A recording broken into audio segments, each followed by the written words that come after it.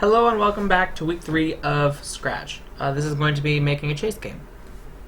So first we're going to head over to our Scratch website and we're going to sign into our accounts if we made accounts. And then like everything else, we're going to head over to the create board over here on the top left side.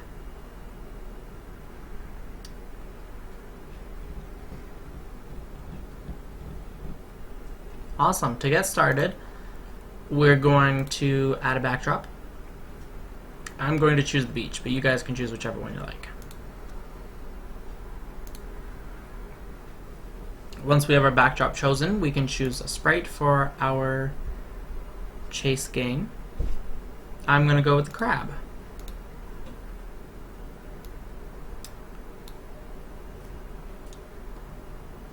Once you have a sprite, we can head over to our event codes and we can grab our one space key press and we can drop 2 of those on the board, and we can change one of them to from space to when left arrow clicked and the other one to when right arrow clicked, like so. After that, we can go under our motion and we can find our move 10 steps and we can add that to our when right arrow pressed. That one says down arrow, so we'll switch it to right arrow because that's the proper one I want. And now when we hit the right arrow, our sprite should move. So we'll grab our move 10 steps again and we'll attach it to the bottom of our left arrow press, but then we're going to click on our 10 steps and we're going to change that from 10 to -10. So now when you hit the left key, your sprite will move to the left as well. So left and right, left and right.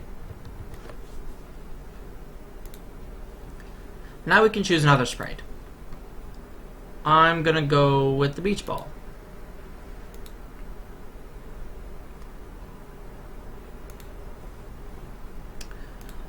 On this one, we're gonna add the one green flag clicked code block. And then we can grab our, under motion, our glide 1 second to random position, and we can add that to the bottom. And then we can go ahead and grab a forever loop out of our control and we can put the forever loop around our glide 1 second. So now when we hit our green flag, our ball will fly all around and we can try and run away from getting hit by the ball with our crab using our left and our right keys. He almost got me there. To have the beach ball make a noise when it touches the crab, we can grab an if-then loop from under control and place that on the board. Next we're going to go under sensing, and at the very top of sensing we have touching mouse pointer question mark, and it's kind of like a diamond shape, kind of a long rectangle diamond. I don't know what you call this shape. Then we can place that in here, and then if we see where it says mouse pointer, there's a drop-down menu. So if we click on the drop-down menu, it has edge and it has crab. So we can choose crab, and then we can go under sound and we can grab a play sound until done. And we can add that to our block code. And now if we add that to our when green flag clicked code, every time that our ball hits our sprite, it'll make a noise. Now the ball's not hitting the crab very much. Oh, there we go.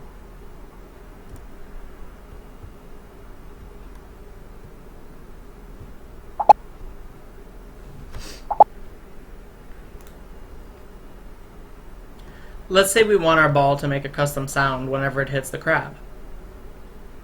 We can go over here on the top under our sounds category, and then down here at the bottom left there's a choose a sound button, and if we hover over it we have the option choose a sound, record a sound, surprise, and upload a sound.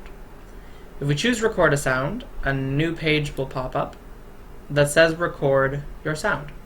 So to record your sound, you will hold the record button, or you will click it and then you will make your noise, and then you will have to edit it. So I'll show you. Wah! So now we can play it back to see what we want from it. Wah!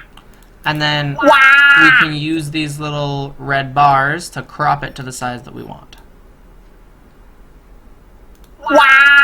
Now we can save it under our recording, and if we want to name it wah, we can name our sound right up here. So then we can move our category back to our code category, and if we look at the drop-down menu on our play, pop, until done, there's now our wah option. So now when the ball hits the crab, wah! It says wah! Wah! Wah! If we would like to keep a score of how many times our beach ball hits off of our crab, we can go under our variables, and there's this option here called make a variable, and we'll make our own called score, S-C-O-R-E. Now if we grab our change variable by 1 block and we drop it on the board, if we look at its drop down menu, it now has score. There's an option. So if we change it from change my variable to change my score by 1, and we add that to the forever loop with the glide to 1 second and the play sound, now if we press the green flag and we play around, each time that our crab gets hit by the ball, it should change the score. Oh, there we go. Wah! Wah! Wah! Once you're happy with the game that you've made, you can scroll up to the top where it says Untitled, and you can change that to the name of your own game. So you can say Chase Game, or you can say My Game, or you can name it whatever you want. And then when you hit the Save Now project, it'll save all of your things, and you'll be able to find it here in the My Stuff folder.